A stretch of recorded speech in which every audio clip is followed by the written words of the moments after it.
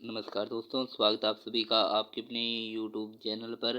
तो आज हम जो हिस्ट्री का चैप्टर लेकर चल रहे थे, चैप्टर 4, चैप्टर 6 और चैप्टर 7 और 9 लेकर जो चल रहे थे, उनका जो सॉल्यूशन चल रहा था उसका जो पार्ट 1 है वो अपलोड हो चुका है।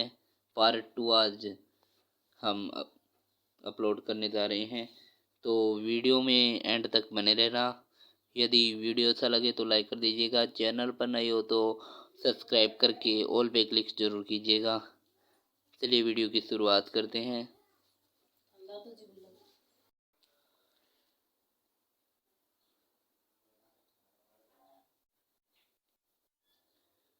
यहाँ पर क्वेश्चन नंबर 61 है कि चट्टान का गुंबद डोम ऑफ रॉक का क्या महत्व है।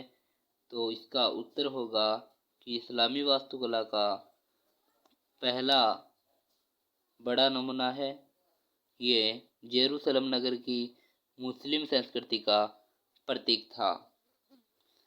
प्रश्न संख्या 62 है, अब्बासी क्रांति से क्या अभिप्राय है। तो अब्बासी क्रांति से अभिप्राय है, अब्बासी क्रांति की 750 ईस्वी में उम्मयद वंश का जो स्थान था वह अब्बासियों ने ले लिया था। किसने ले लिया था? अब्बासियों ने। तो इस घटना को ही अब्बासी क्रांति के नाम से जाना जाता है या अब्बासी क्रांति कहते हैं। क्वेश्चन नंबर 63 है कि अब्बासियों ने किस प्रकार सत्ता प्राप्त की। अब्बासी थे, उन्होंने किस प्रकार है वो सत्ता प्राप्त की थी।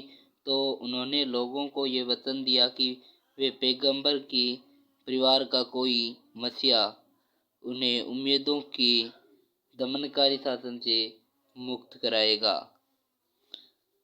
नेक्स्ट यहाँ पर क्वेश्चन नंबर 64 है कि अब्बासियों ने उम्मयद वंश के किस अंतिम खलीफा को पराजित कर सत्ता प्राप्त की थी। तो इसका उत्तर होगा कि अब्बासियों की सेना का नेतृत्व एक ईरानी गुलाम अबू मुस्लिम ने किया तथा अंतिम उम्मयद खलीफा मारवान को जब नदी पर हुई लड़ाई में पराजित किया था। जब नदी पर हुई जो लड़ाई थी उसमें पराजित किया था। क्वेश्चन नंबर 65 है कि 9वीं शताब्दी में अब्बासी राज्य के कमज़ोर होने के दो कारण लिखिए। तो दो कारण थे यहाँ पर। फर्स्ट है कि दूर के प्रांतों पर बगदाद का नियंत्रण कम हो गया था और सेना और नौकरशाही में अब अरब समर्थक और ईरानी समर्थक गुटों में आपस में झगड़ा हो गया था। यहाँ पर क्वेश्चन नंबर 66 है कि बुवाई वंशज के शासकों की दो उपलब्धियां बताइए। तो इनकी दो उपलब्धियां थी, बुवाई वंशज के शासक बगदाद पर अधिकार कर लिया था। शासकों ने बगदाद पर अधिकार कर लिया था। उन्होंने विभिन्न उपाधियां धारण कर की, जिनमें शहंशाहें भी शामिल है। नेक्स्ट यहाँ पर क्वेश्चन नंबर 73 है कि धर्म युद्धों के दो कारण लिखिए। तो धर्म युद्धों के दो कारण थे, इसमें फर्स्ट है मुसलमानों ने ईसाइयों के पवित्र स्थान जेरूसलम पर अधिकार कर लिया था और ईसाइयों और मुसलमानों के बीच है वो शत्रुता विद्यमान थी। क्वेश्चन नंबर 78 है कि ईश्वरीय शांति आंदोलन क्या था। तो उत्तर होगा कि इस आंदोलन में सामंती समाज की आक्रमणकारी प्रवृत्तियों को ईसाई जगत से हटाकर ईश्वर के शत्रुओं की ओर मोड़ दिया था। क्वेश्चन नंबर 79 है कि प्रथम धर्म युद्ध के बारे में आप क्या जानते हैं। इंपॉर्टेंट क्वेश्चन है, एग्जाम में आने के चांस है इसके। तो इसका उत्तर होगा कि इस युद्ध में फ्रांस और इटली के सैनिकों ने सीरिया में एंटियोक तथा जेरूसलम पर अधिकार कर लिया था। प्रश्न नंबर 80 है कि आउट रेमर से क्या अभिप्राय है। तो इसका उत्तर होगा कि प्रथम धर्म युद्ध के दौरान ईसाइयों ने सीरिया फिलिस्तीन के क्षेत्र में जीते गए 4 राज्य स्थापित कर लिए और इन्हें आउट रेमर कहा जाता था।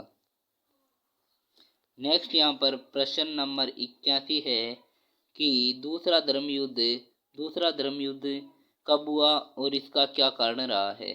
तो इसका उत्तर होगा कि जब तुर्कों ने 1144 में एडेसा पर अधिकार कर लिया था, तो पोप ने एक दूसरे धर्म युद्ध के लिए अपील की और परिणाम स्वरूप 1145 से 1149 के बीच में द्वितीय धर्म युद्ध शुरू हो गया था।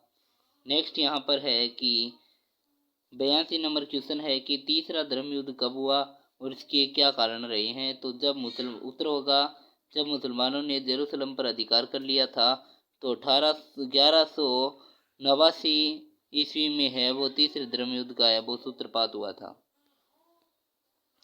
नेक्स्ट यहाँ पर है क्वेश्चन नंबर 83, धर्म युद्धों के ईसाई मुस्लिम संबंधों पर क्या अस्थायी प्रभाव हुए। तो धर्म युद्ध के ईसाई मुस्लिम संबंधों पर क्या अस्थायी प्रभाव हुए थे। उनमें फर्स्ट होगा कि मुस्लिम राज्यों ने अपनी ईसाई प्रजा के प्रति कठोर नीति अपनाना शुरू कर दिया था और पूर्व और पश्चिम के बीच व्यापार में इटली के व्यापारी समुदायों का प्रभाव है वो बढ़ गया था।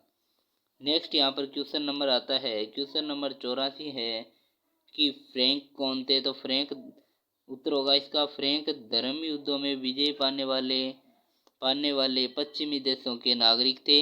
ये सीरिया तथा फिलिस्तीन से आए थे, फिलिस्तीन में बस गए थे,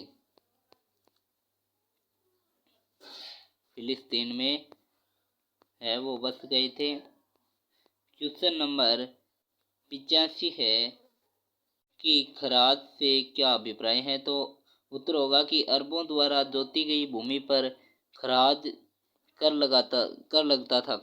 लगता था और जो खेती की स्थिति के अनुसार उसके आधे से लेकर उसके 5वें हिस्से के बराबर होता था। क्वेश्चन नंबर 86 है कि इस्लामी राज्य में नए शहरों की स्थापना का मुख्य उद्देश्य क्या था। तो इसका उत्तर होगा कि इस्लामी राज्य में नई शहरों की स्थापना का मुख्य उद्देश्य मुख्य रूप से अरब सैनिकों को बचाना था जो स्थानीय प्रशासन की रीढ़ थे।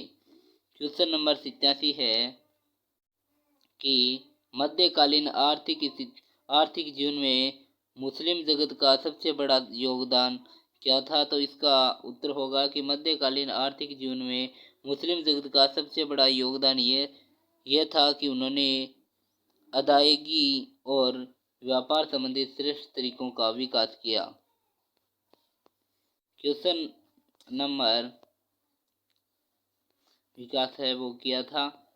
अब आता है क्वेश्चन नंबर 90 कि मुजरवा से आप क्या समझते हैं। तो मुजरवा जैसे औपचारिक व्यापारिक संबंधों में निष्क्रिय साझेदार अपनी पूंजी देश विदेश में जाने वाले सक्रिय सौदागरों को सौंप देते थे।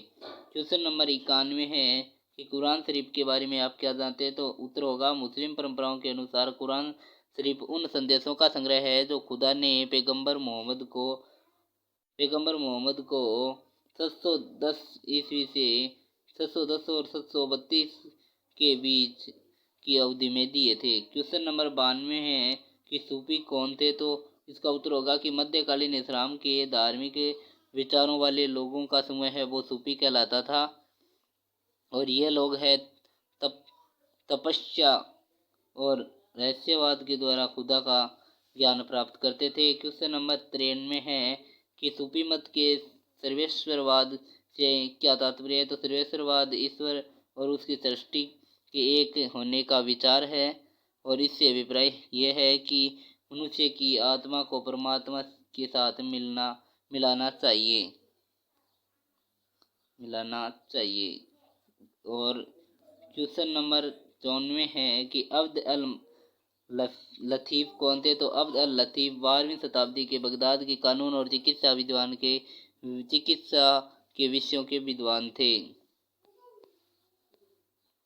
क्वेश्चन नंबर 94 है कि अब्द अल मलिक कौन थे। तो अब्द अल लतीफ़ कौन थे। तो अब्द अल लतीफ़ 12वीं शताब्दी के बगदाद के कानून और चिकित्सा विषयों के विद्वान थे। अब्द अल लतीफ़ के अनुसार एक आदर्श विद्यार्थी को किन दो शिक्षाओं को ग्रहण करना चाहिए? तो इसका उत्तर होगा कि प्रत्येक विषय के ज्ञान के लिए अध्यापकों का ही सहारा लेना चाहिए, अपने अध्यापक का आदर करना चाहिए। क्वेश्चन नंबर 96 है कि इब्न सीना के बारे में आप क्या जानते हैं? तो इसका उत्तर होगा कि इब्न सीना 980 से 1033 तक एक प्रसिद्ध चिकित्सक तथा दार्शनिक था और उसने चिकित्सा के सिद्धांत नामक पुस्तक की रचना की थी। क्वेश्चन नंबर 97 है कि अदब से क्या तात्पर्य है? तो अदब का अर्थ साहित्यिक और सांस्कृतिक परिष्कार। अदब रूपी अभिव्यक्तियों में पद और गद्य शामिल थे। क्वेश्चन नंबर 98 है कि इस नई फारसी कविता क्या थी? इसका जनक कौन था? तो इसका उत्तर होगा कि नई फारसी कविता छोटे गीत, काव्य, गजल और चतुश्रुति यानी रुबाई जैसे नए रूप शामिल थे। नई फारसी कविता का जनक रुदकी को माना जाता है। क्वेश्चन नंबर 99 है कि उमर खयाम कौन था? तो इसका उत्तर होगा कि उमर खयाम एक प्रसिद्ध कवि, खगोल वैज्ञानिक तथा गणितज्ञ था। उसने रुबाई को अत्यधिक लोकप्रिय बना दिया था। क्वेश्चन नंबर 100 है कि शाहनामा की दो प्रमुख विशेषताओं का उल्लेख कीजिए। तो शाहनामा में 50,000 पद है और ये इस्लामी साहित्य की एक श्रेष्ठ रचना मानी जाती है। इसमें प्रारंभ से लेकर अरबों की विजय तक ईरान का चित्रण मिलता है या है। तो आगे के जो क्वेश्चन है नेक्स्ट, तो यहाँ पर क्वेश्चन नंबर है यहाँ पर 104 की कलीला व दीमना किस भारतीय ग्रंथ का अरबी अनुवाद है? तो पंचतंत्र का अरबी अनुवाद है। क्वेश्चन नंबर 105 है कि 757 ईस्वी में हुई ऊंट की लड़ाई में अली ने किसे पराजित किया था? तो 757 ईस्वी में हुई ऊंट की लड़ाई में अली ने है वो मोहम्मद की पत्नी आयशा की जो सेना थी उसको पराजित किया था। तो आज की कक्षा में इतना ही।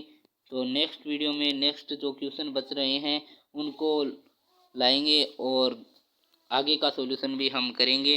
तो वीडियो एंड तक देखा तो आपका दिल से धन्यवाद और आज की कक्षा में इतना ही। मिलते हैं गाइस नेक्स्ट वीडियो को नए टॉपिक के साथ। तब तक के लिए जय हिंद, जय भारत। यदि चैनल पर पहली बार विजिट किया है तो जो लाल कलर वाला जो सब्सक्राइब वाला बटन है वो दबा करके आप सब्सक्राइब कर लीजिएगा और बेल आइकन के ऑल पे क्लिक जरूर कीजिएगा। मिलते हैं गाइस नेक्स्ट वीडियो को नए टॉपिक के साथ। तब तक के लिए जय हिंद, जय भारत।